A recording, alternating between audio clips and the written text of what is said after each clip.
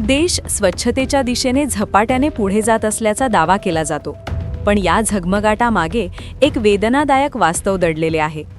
गटार आणि septic tank साफ करताना 2017 पासून 622 स्वच्छता कामगारांचा मृत्यू झाल्याची सरकारी कबुली ही व्यवस्थेच्या अपयशाची ठळक साक्ष आहे.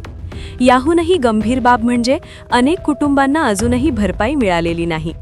हाताने महिला साफ करण्यावर बंदी असल्याचे वारंवार सांगितले जाते, मात्र प्रत्यक्षात कामगार आजही जीव धोक्यात घालून गटारात उतरतात.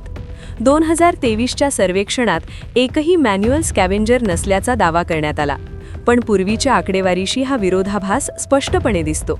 त्यामुळे सरकारी माहितीच्या विश्वासार्हतेवर प्रश्नचिन्ह निर्माण होते. यांत्रिकीकरणासाठी नमस्तेसारख्या योजना राबवल्या जात असल्या तरी त्यांच्या परिणामांचे ठोस मूल्यांकन दिसत नाही. कामगारांच्या सुरक्षिततेत किंवा उत्पन्नात किती सुधारणा झाली याचे स्पष्ट चित्र समोर येत नाही. उलट वेतन न मिळणे, सुरक्षा साधनांचा अभाव आणि जातीय भेदभावाच्या तक्रारी सातत्याने पुढे येत आहेत.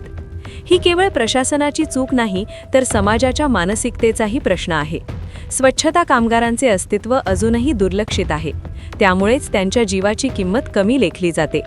स्वच्छ भारताचे स्वप्न साकार करायचे असेल तर केवळ घोषणा नव्हे, तर कठोर अंमलबजावणी गरजेची आहे. प्रत्येक मृत्यूची जबाबदारी निश्चित करून तात्काळ भरपाई आणि सुरक्षिततेची हमी देणे हीच खरी स्वच्छतेची सुरुवात ठरेल.